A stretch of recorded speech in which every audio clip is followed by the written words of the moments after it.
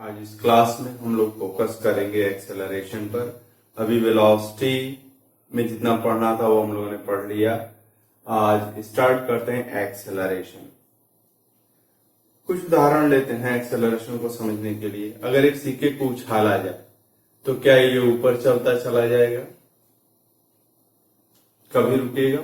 बिल्कुल रुकेगा। तो जब नीचे से ऊपर की इसकी यात्रा हो रही है तो इसकी वेलोसिटी बढ़ रही है कि घट रही है? घट रही है, सामान्य अनुभव है। अच्छा, जब ऊपर से नीचे आ रहा है तो इसकी वेलोसिटी क्या हो रही है? बढ़ रही है। ठीक है। अब आइए दूसरा उदाहरण लेते हैं। एक ढलान है, एक ढलान है, मान लीजिए इस तरीके से, और इस पर अगर कोई गाड़ी ऊपर की तरफ अगर जा रही है, इधर से आई और इंजन फेल हो गया और वो इधर से इधर जा रही है, तो इसकी रफ्तार घटेगी कि बढ़ेगी? घटेगी। अच्छा, यहाँ गाड़ी को ला करके केवल छोड़ दिया जाए तो क्या हो जाएगा? इधर सड़क करके आ जाएगी, तो उसकी वेलोसिटी क्या होती चली जाएगी? बढ़ती चली जाएगी।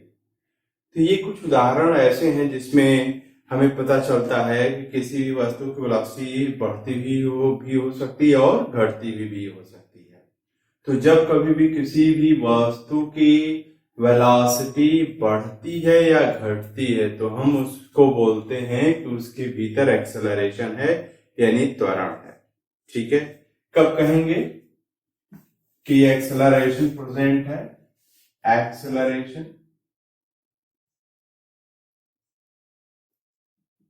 whenever there is a change in the velocity of a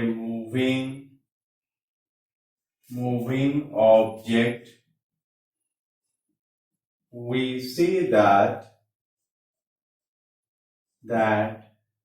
the object has acceleration in it। यहां शब्द मैंने चेंज इस्तेमाल किया है। चेंज मतलब बढ़ रहा है तब भी और घट रहा है तब भी। तो हम बोलेंगे अगर किसी वस्तु का वेलोसिटी अगर बढ़ रहा है या घट रहा है यानी चेंज हो रहा है तो हम बोलेंगे कि उसमें क्या है? एक्सेलरेशन है। ठीक है। लेकिन इसको मेजरेबल टर्म में कैसे करेंगे? तो acceleration is measured, acceleration is measured by the rate of change of velocity with respect to time। ठीक है। समय के साथ जो है वेलोसिटी में जो चेंज हो रहा है उसका रेट, मतलब पर सेकंड कितना वेलोसिटी में चेंज हो रहा है उसको एक्सेलरेशन, ये एक्सेलरेशन इन मेजरेबल टर्म है। Therefore acceleration is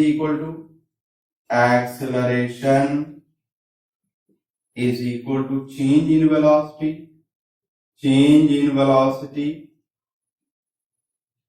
by time interval. ठीक है। Change in velocity by time interval. अब चेंज इन वेलोसिटी की यूनिट क्या होगा? अच्छा, यहां पर देखिए SI यूनिट ऑफ एक्सेलरेशन क्या होगा? तो चेंज इन वेलोसिटी का unit of SI unit of change in velocity divided by SI unit of time interval, SI unit of time interval। ठीक है। तो SI unit of change in velocity metre per second हो जाएगा, और यहाँ second है तो this is equal to metre per second square हो जाएगा। तो SI unit of acceleration is equal metre per second square हो जाएगा। ठीक है। चलिए एक छोटा सा उदाहरण लेकर के समझते हैं। मान लीजिए कि किसी वस्तु की वेलोसिटी यहाँ पर t इज इक्वल टू मान लीजिए उसकी यात्रा का 2 सेकेंड और यहाँ t इज इक्वल टू मान लीजिए 5 सेकेंड है। यहाँ पर वेलोसिटी जो है, यहाँ पर वेलोसिटी 10 मीटर पर सेकेंड है और यहाँ पर velocity v is equal to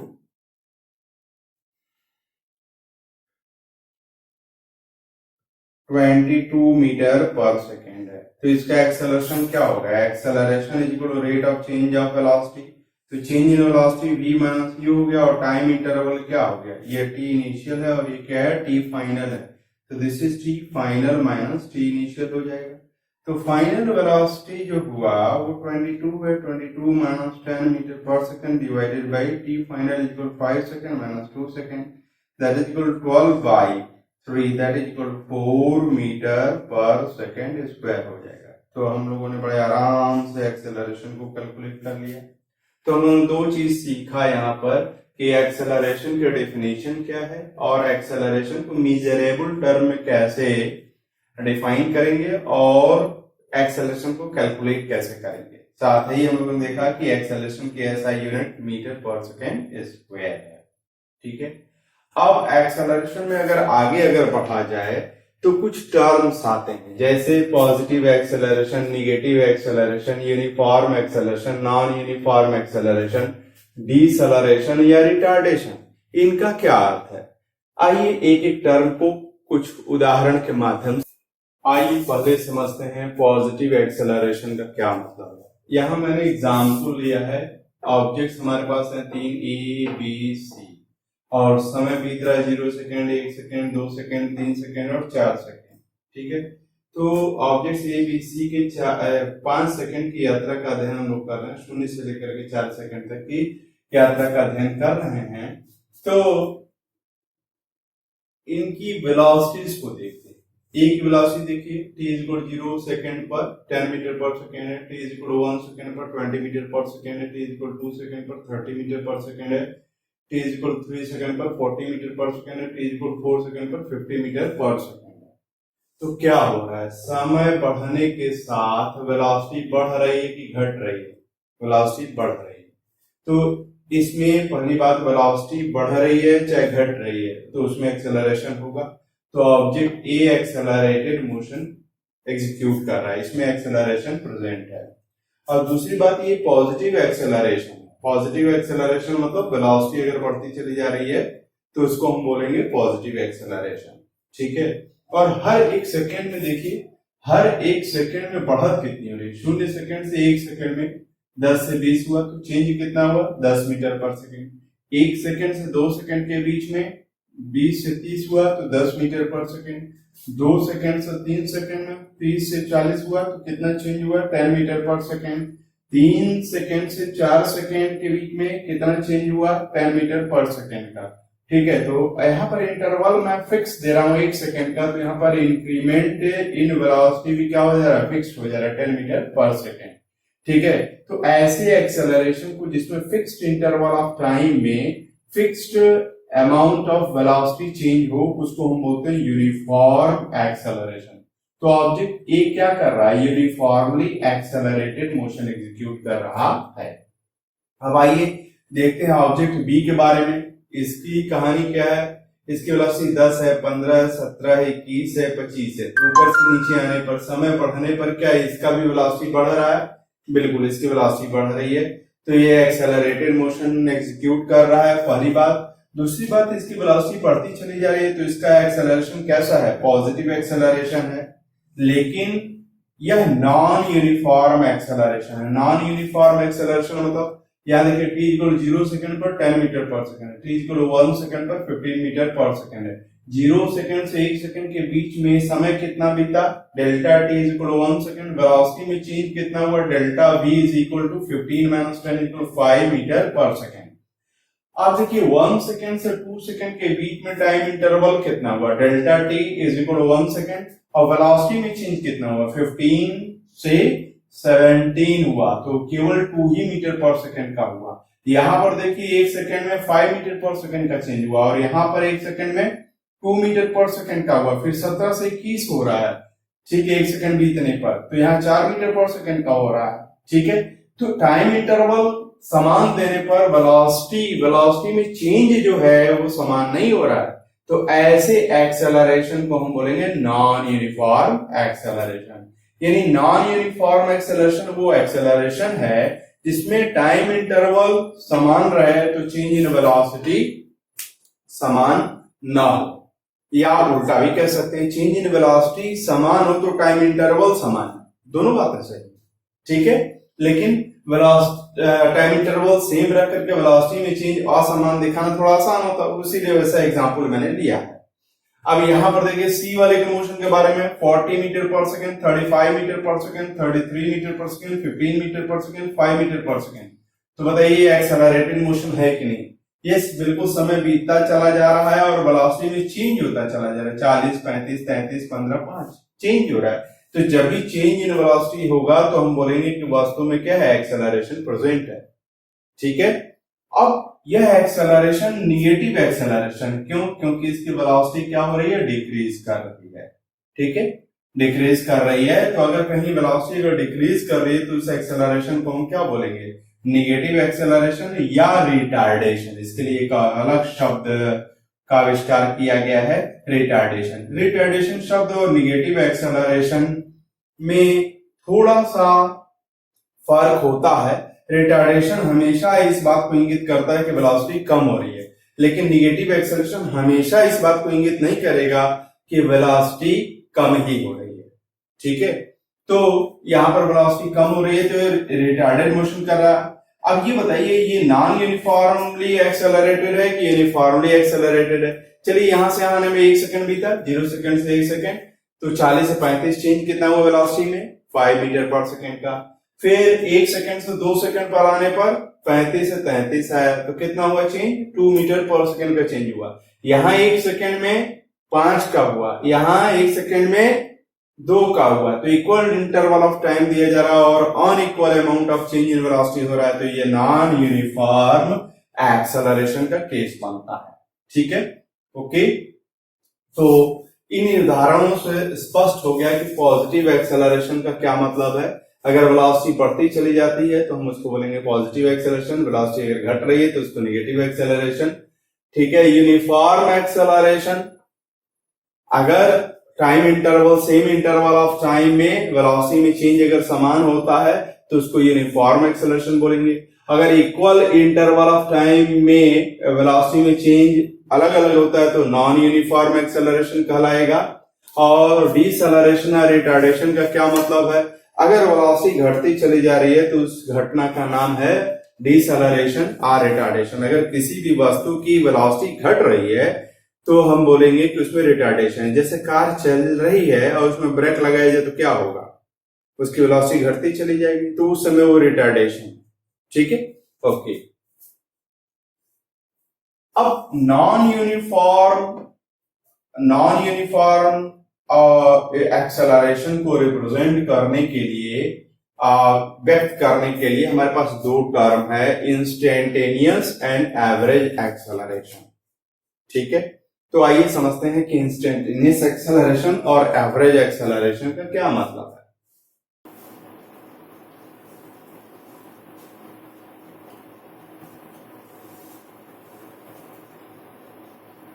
मान लीजिए कि एक वस्तु जो है स्ट्रेट लाइन यानी एक्स एक्सिस के अलोंग जो है मोशन कर रही है। ठीक है, और उसका origin of position x equal 0 इस पॉइंट पर है और वही ओरिजिन ऑफ टाइम है t इक्वल 0 भी है। मतलब पोजीशन को यहाँ से नापेंगे और समय भी, जब वस्तु यहाँ थी तो उस समय क्या था, 0 था। तो जब वो यात्रा करते हुए वस्तु यहाँ पर गई, कहाँ पर, x इक्वल x पर, तो समय कितना हो गया है, t हो गया। और फिर a से b पर गई तो पोजीशन क्या हो गया, x प्लस डेल्टा x हो गया। डेल्टा x क्या है, डेल्टा x यहां से यहां तक जो है x है, यहां से यहां तक x है और यहां से यहां तक क्या है, डेल्टा x है। This one is delta x and this one is x। ठीक है, तो डिस्प्लेसमेंट कितना हुआ, डेल्टा x। कितना, यहाँ समय t है और यहाँ पर समय क्या है, t प्लस डेल्टा t है। ठीक है, और ए पॉइंट पर वेलोसिटी कितना है, v है, और बी पॉइंट पर वेलोसिटी कितना है, v प्लस डेल्टा v है। और मान लीजिए कि ये समय t मान लीजिए 1 सेकेंड है, तो ये जो है 50 सेकेंड का समय हम मान लेते हैं, ठीक है ना। तो बीता समय कितना बीता, 50 माइनस 1 इज इक्वल टू कितना हो जाएगा, 49 सेकेंड की यात्रा हुई, ठीक है।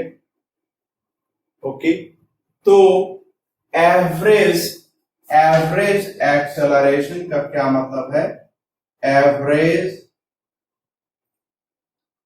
एक्सेलरेशन का मतलब है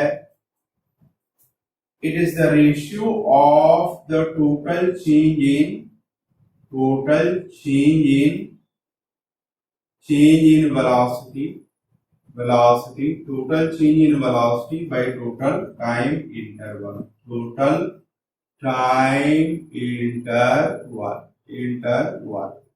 ठीक है। टोटल चेंज इन वेलोसिटी, भाई यहां से यहां तक जाने में वेलोसिटी में चेंज क्या हुआ, डेल्टा v का हुआ, भाई ये फाइनल वेलोसिटी में से इनिशियल वेलोसिटी घटाएंगे तो आपको चेंज मिल जाएगा। और यहां से यहां तक जाने में समय कितना मिलता है, इस फाइनल टाइम में से इनिशियल घटा देंगे तो ये डेल्टा t के बराबर हो जाएगा, ठीक है। तो जो टाइम इंटरवल बीता है वो डेल्टा t के बराबर बीता है, ठीक है ना। तो change in velocity by change in time interval कर देंगे तो क्या हो जाएगा, एवरेज एक्सेलरेशन मिल जाएगा। मतलब पूरी यात्रा जिसको कंसीडर कर रहे हैं, ए से बी तक की यात्रा को कंसीडर कर रहे हैं, तो आप यहां से यहां तक जाने में कितना वेलोसिटी में चेंज हुआ वो निकाल लीजिए, और जो टाइम इंटरवल जो लगा है वो ले लीजिए, दोनों का रेशियो ले लीजिए, तो आपको क्या मिल जाएगा, एवरेज एक्सेलरेशन मिल जाएगा, ठीक है। तो अगर कोई नॉन यूनिफॉर्म एक्सेलरेटेड मोशन, अगर कोई ऑब्जेक्ट अगर एग्जीक्यूट कर रही है, कोई ऑब्जेक्ट ऐसी है जो नॉन यूनिफॉर्मली एक्सेलरेटेड है, मतलब उसका एक्सेलरेशन यूनिफॉर्म नहीं है, वो समय के साथ बदल रहा है, ठीक है। तो उसके एक्सेलरेशन को डिस्क्राइब करने के लिए पहला टूल हमारे पास क्या है, एवरेज एक्सेलरेशन, ठीक है। कि average acceleration is defined as the ratio of the change in velocity to the time interval. और दूसरा टूल जो है वो है इंस्टेंटेनियस एक्सेलरेशन,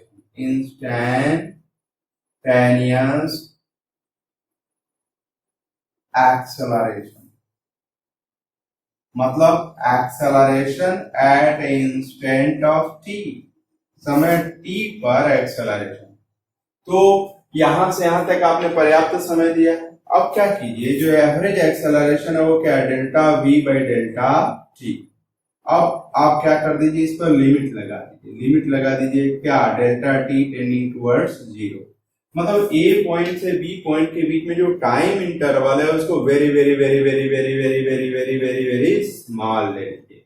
बहुत कम अगर टाइम इंटरवल ले लेंगे तो ए पॉइंट और बी पॉइंट बेहद करीब आ जाएंगे। तो जब बेहद करीब आ जाएंगे तो ए और बी के बीच का जो एवरेज एक्सेलरेशन होगा वह ए पॉइंट के एक्सेलरेशन को रिप्रेजेंट करेगा, क्योंकि टाइम इंटरवल बहुत कम ले रहे हैं।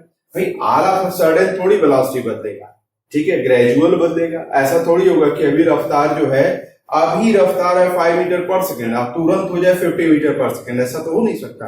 भाई वो बढ़ा होगा, लेकिन अगर टाइम इंटरवल अगर कम अगर दिया जाए तो थोड़ा सा बढ़ेगा, ठीक है। तो हम टाइम इंटरवल क्या दे रहे हैं, डेल्टा टी टेंडिंग टुवर्ड्स 0, ठीक है।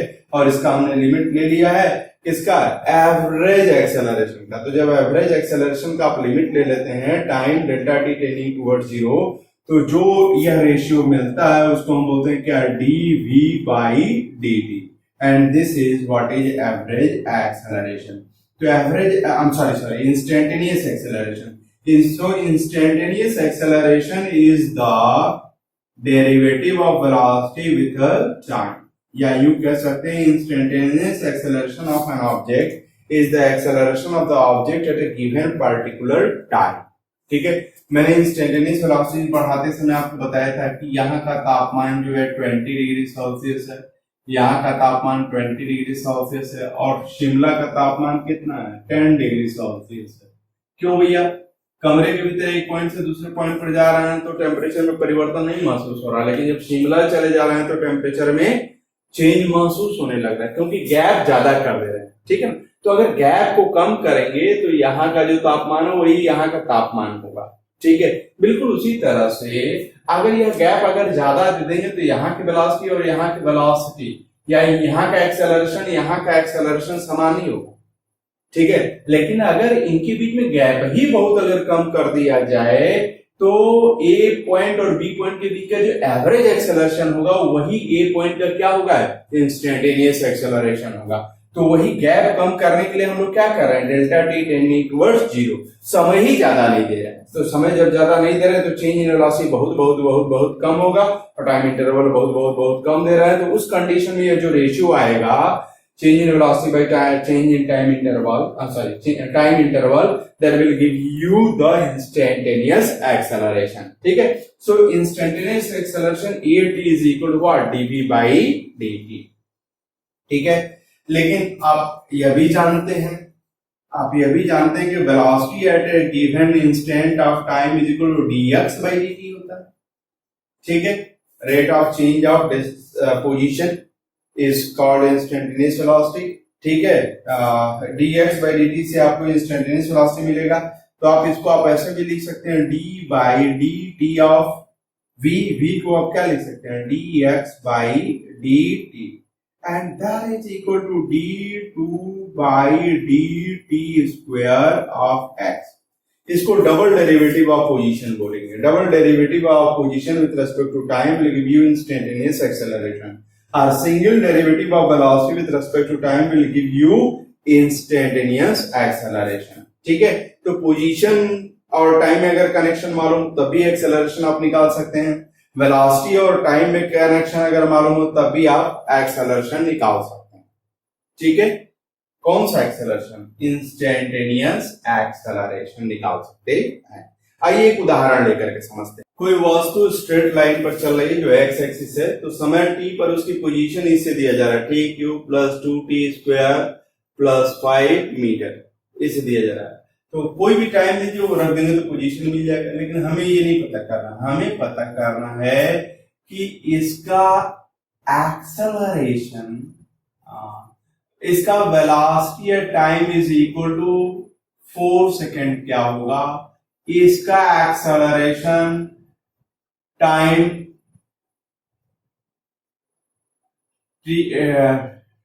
टी पर एक्सेलरेशन क्या होगा और समय T is equal to 4 second पर इसका एक्सेलरेशन क्या होगा, ठीक है।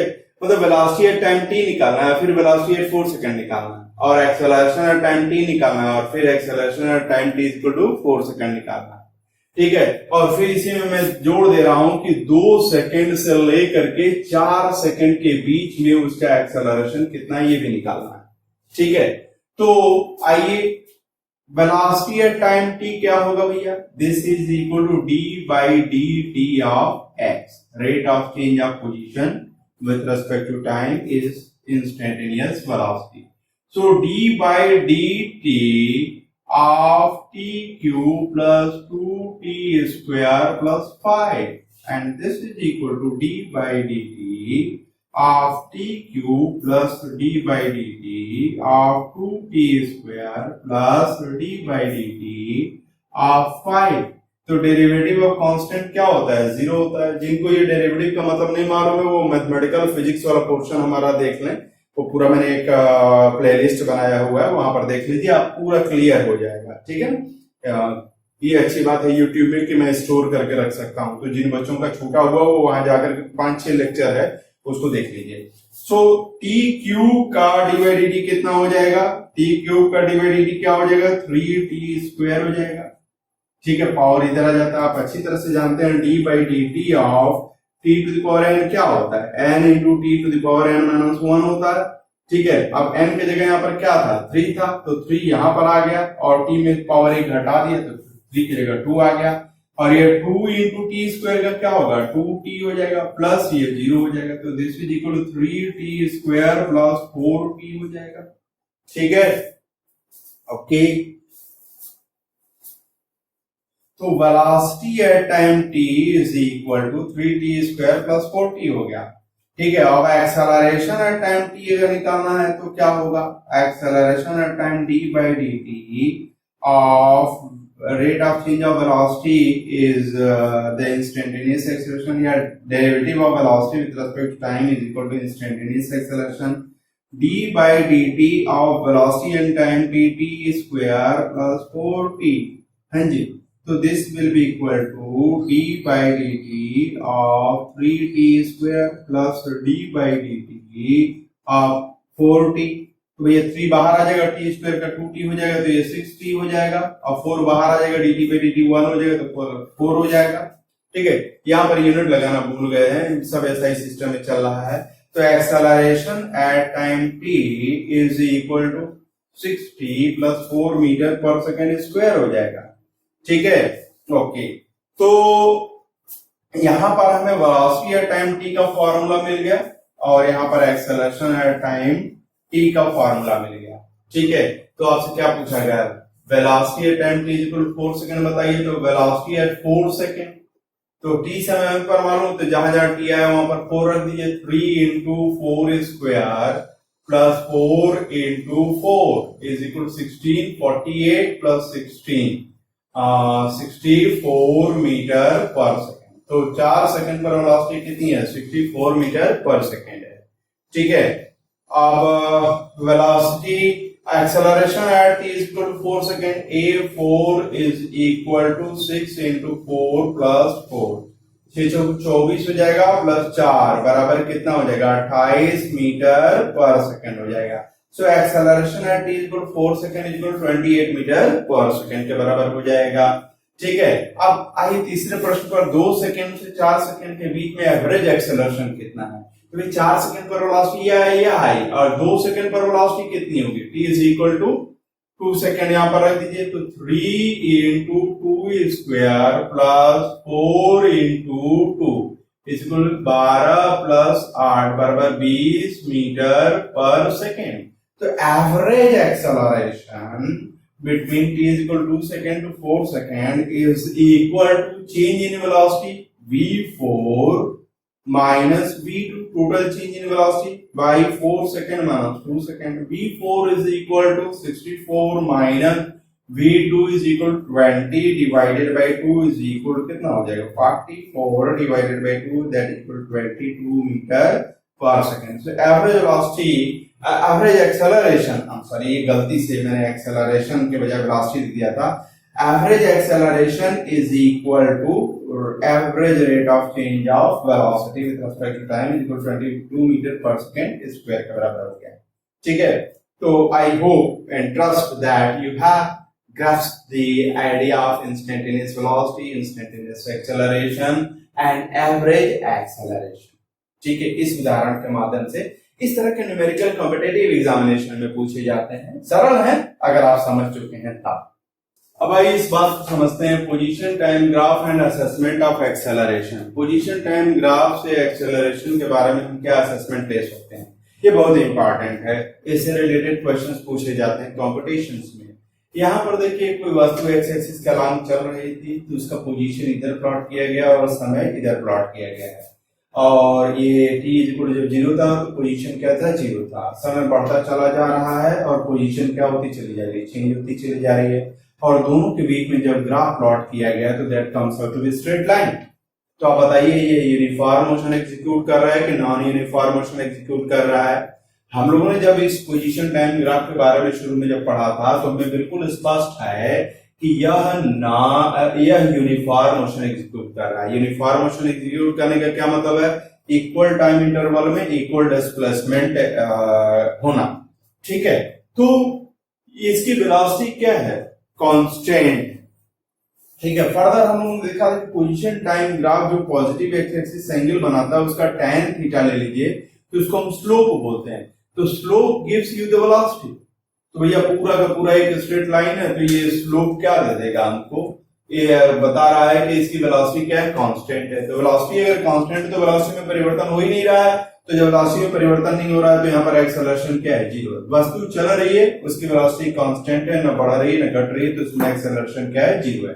तो अगर पोजीशन टाइम ग्राफ अगर इस तरीके से आता है और उनके बीच में रिलेशन ये स्ट्रेट लाइन टाइप का आता है तो हम बोलेंगे कि इट हैज गॉट 0 एक्सेलरेशन। अब यहां पर देखिए पोजीशन टाइम ही ग्राफ है, लेकिन ग्राफ ये ऐसे आ रहा है, ठीक है। तो पहली बात तो ये है कि कर्व हो गया तो ये यूनिफॉर्म मोशन नहीं, इक्वल इंटरवल ऑफ टाइम में इक्वल डिस्प्लेसमेंट नहीं एग्जीक्यूट करेगा, non uniform motion. Non uniform motion अपने आप बताता है कि वेलोसिटी में चेंज हो रहा है, ठीक है, तभी तो इक्वल इंटरवल ऑफ टाइम में इक्वल डिस्प्लेसमेंट नहीं हो रहा है, तो ये एक्सेलरेटेड मोशन है। अब एक्सेलरेटेड मोशन में भी दो प्रकार का हो सकता है, वेलोसिटी बढ़ रही है कि घट रही है, पॉजिटिव है कि निगेटिव है।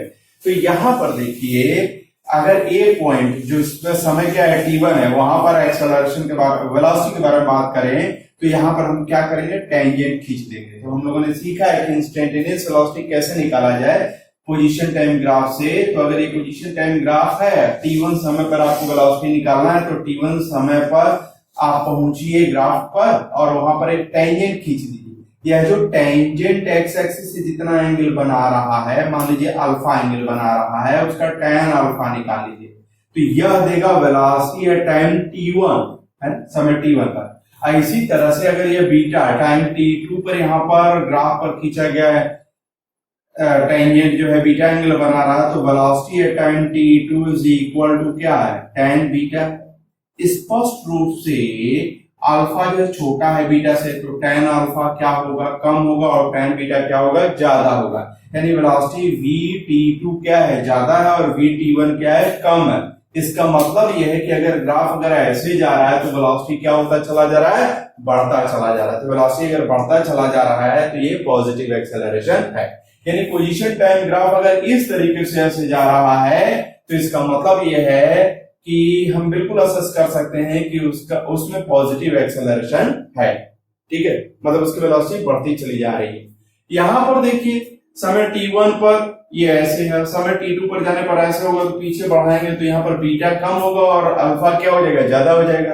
तो t1 समय पर tan अल्फा ज्यादा है और t2 समय पर tan बीटा, ये पीछे बढ़ाएंगे तो एक्स एक्सिस जितना एंगल बनाएगा वो बीटा बोलेंगे। तो t2 समय पर वेलोसिटी कम है, यानी अगर ग्राफ अगर ऐसे जा रहा है, पोजीशन टाइम ग्राफ अगर खींचने पर अगर ऐसे जा रहा है, तो ये दर्शा रहा है कि वेलोसिटी क्या हो रही है, वेलोसिटी समय बीतने के साथ कम हो रही है, यानी रिटार्डेशन हो रहा है, या इस वस्तु में निगेटिव एक्सेलरेशन प्रेजेंट है, ठीक है।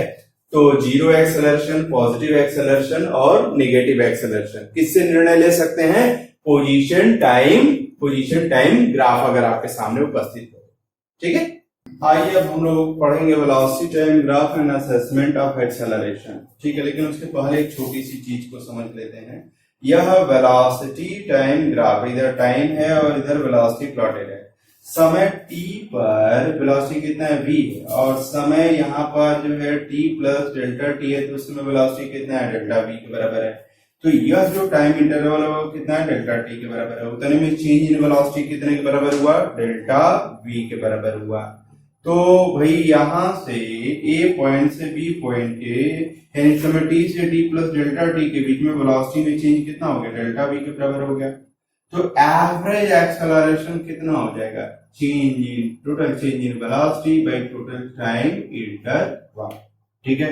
लेकिन अगर हम instantaneous acceleration at the time t निकालना चाहें, तब हमने आपको बताया है कि आपको क्या करना पड़ेगा, लिमिट लेना पड़ेगा एवरेज एक्सेलरेशन का, delta v by delta t tending towards zero. Delta t tending towards zero का मतलब है कि यह समय t है और यह समय t प्लस डेल्टा t है, तो इसमें delta t very very very very very very small है। मैंने बार बार कहा है कि इतना स्मॉल लेंगे कि स्मॉल भी शर्मा जाए कि अरे इतना स्मॉल कैसे लेंगे, ठीक है। तो यहां पर अगर इंटरवल ले लेंगे तो ये क्या हो जाएगा, this will be equal to D V by D T हो जाता है, तो आपको मालूम ही है। लेकिन delta V by delta T क्या होगा, यह अगर एंगल अगर थीटा के बराबर है तो यह भी एंगल थीटा के बराबर हो जाएगा। तो delta V by delta T A B chord velocity time graph पर समय टी और टी प्लस डेल्टा टी के करस्पॉन्डिंग जो पॉइंट्स मिल रहे हैं उनको ज्वाइन करने वाला जो ये कॉर्ड है, उनको ज्वाइन करने वाला जो ये कॉर्ड है उसका स्लोप है, ठीक है। तो स्लोप से, कार्ड के स्लोप से आपको क्या मिल रहा है, एवरेज एक्सेलरेशन मिल रहा है, delta V by delta T. Tan theta लेंगे तो ये delta V by delta T मिलेगा, वो इस कार्ड का स्लोप आएगा। लेकिन जब delta T tending towards zero करने लगेंगे तब क्या होगा, delta T tending towards zero करने लगेंगे तो B वाला पॉइंट A की तरफ आएगा और यह कार्ड क्या है, झुकते झुकते झुकते झुकते झुकते जब डेल्टा टी जीरो ले ही लेंगे तो B वाला पॉइंट A पर आएगा और यह कार्ड यहाँ पर क्या बन जाएगा, टेंजेंट बन जाएगा। ठीक है, तो जब टेंजेंट बन जाएगा तो यह जो स्लोप आएगा वह slope of velocity time graph at t is equal to t, है ना, t is equal to t पर स्लोप ऑफ टेंजेंट, है ना, tangent to velocity time graph at t is equal to t, है ना। तो इंस्टेंटेनियस एक्सेलरेशन कैसे मिलेगा, इंस्टेंटेनियस एक्सेलरेशन मिलेगा, जो वेलोसिटी टाइम ग्राफ है उसे इंस्टेंटेनियस एक्सेलरेशन कैसे मिलेगा, जिस समय पर बात करना चाहते हैं कि हम यहाँ एक्सेलरेशन निकालना चाहते हैं वहां पर उस वेलोसिटी टाइम ग्राफ का टेंजेंट खींचिए और वो जो एक्सिस है, टाइम एक्सिस से जितना एंगल बना रहा है उसका tan थीटा ले लीजिए, तो that will give you what, that will give you the slope of the tangent. और स्लोप ऑफ द टेंजेंट हम लोगों ने देखा है कि वो acceleration at that instant of time को रिप्रेजेंट कर रहा है।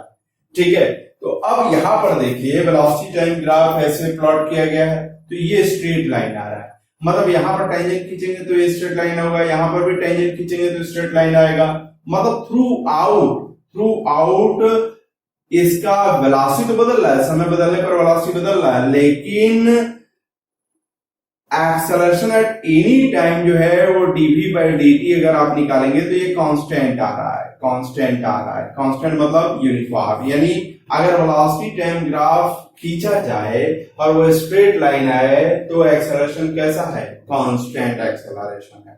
ठीक है, और अगर मान लीजिए कि वेलोसिटी टाइम ग्राफ खींचा जाए और इस तरीके से आ जाए तो यहां पर देखिए वेलोसिटी का क्या है, यहां पर क्या वेलोसिटी, यहां पर एक्सेलरेशन क्या है, इस टेंजेंट का स्लोप निकाल लीजिए और यहां पर एक्सेलरेशन जो होगा वो इस टेंजेंट का स्लोप निकाल लीजिए।